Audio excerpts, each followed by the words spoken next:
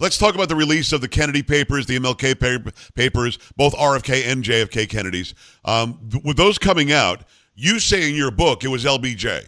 Are we going to find out that it was LBJ who set this up with JFK? Actually, I think more precisely what I say is that it is LBJ at the helm of a plot that includes the CIA, organized crime, Big Texas Oil, the Secret Service, who stood down, and the FBI is more involved in the cover-up than they are in the original plot.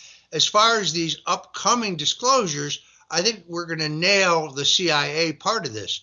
I'm sure you saw this, but last week, Alex Jones released an audio tape between Cliff Carter, the executive director of the Democrat National Committee under LBJ, and Billy Sol Estes, one of Johnson's well-known cronies who went to prison for corruption, in which they talk about the fact that Johnson hired a man, Malcolm Mac Wallace, to kill John Kennedy. Mac Wallace's fingerprints are found on the 6th floor of the Texas School Book Depository building, on the window casing and on the cardboard boxes that fashion the so-called crow's nest from which the shooter shot. 6 people, Joe, saw a man who meets the physical description of Malcolm Wallace in the window.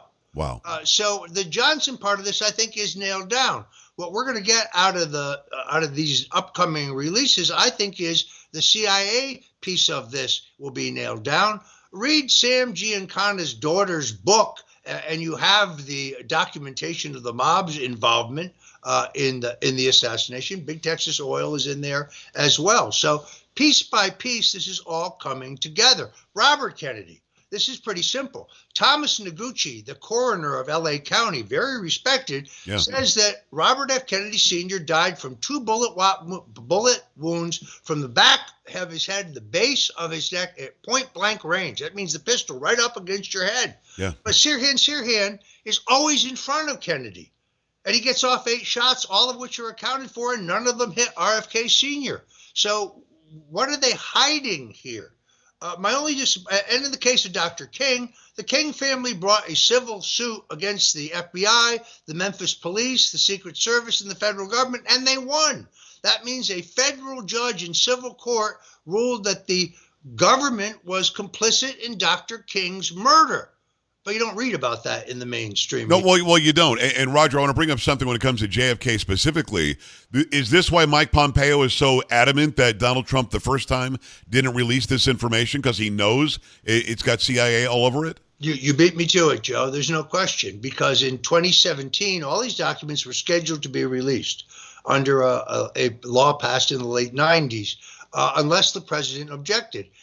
And the president gave me the impression he was going to let it all out, and at the last minute, he held about 20% of it back. And when I asked him why, he said, well, Mike Pompeo thought it would expose our sources and methods. And I said, well, what's there? And he said, it's so terrible, I can't even tell you. Wow. It's so horrible, you won't believe it. Someday you'll know, he said. So the fact that Pompeo was protecting the agency, I think, tells us everything we need to know. Are we going to get it all, Roger?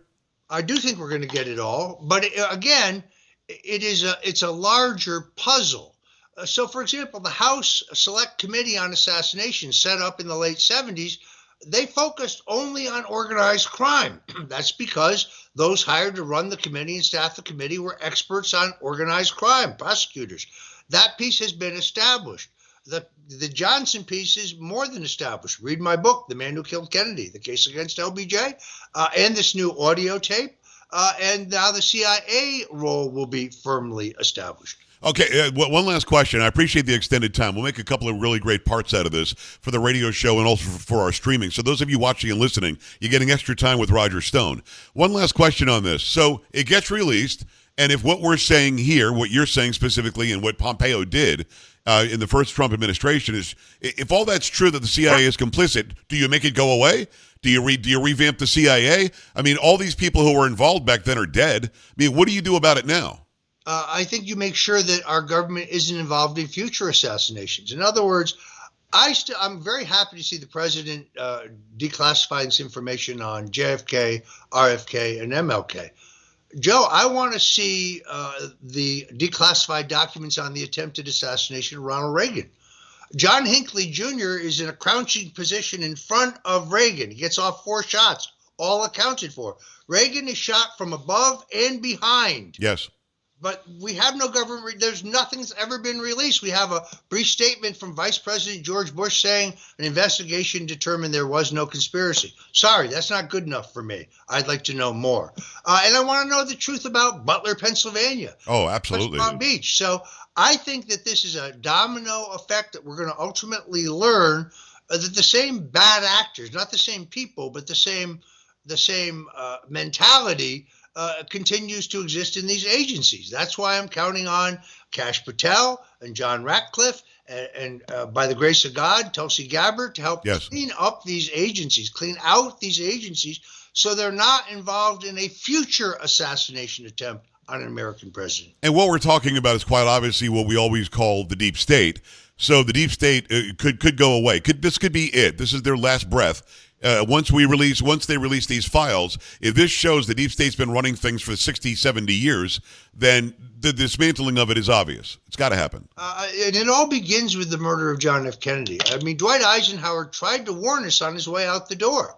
Remember, he said, beware the military-industrial complex, this conglomeration of accumulated power by people who were never elected to have this power. By the way, Eisenhower, one of our greatest presidents, he's so low-key, doesn't get the credit that he deserves, but we had unprecedented peace and prosperity and transparency and balanced budgets under Dwight Eisenhower, and he tried to warn us about this as he was leaving. It is Roger Stone. Stone Zone is his show. He's the host, of course, StoneColdTruth.com. Go to the website, themanwhokilledkennedy.com. Themanwhokilledkennedy.com. Get the book. Roger, there's so much interest in the release of these papers. It would behoove people to read your book first, or at least while they're getting the information, and put it all together. They're going to find that you were right, as usual, on this. And I appreciate you coming on and talking about it. Is that the only place to get it? Can they get it on Amazon everywhere else or not? Well, yes. Look, if you want to go give money to a multinational corporation, take your guts, go ahead and buy it on Amazon. But folks, if you buy it, get the paperback. It has 3 additional chapters. It's much superior to the hardback. You can get it at Amazon or Barnes & Noble.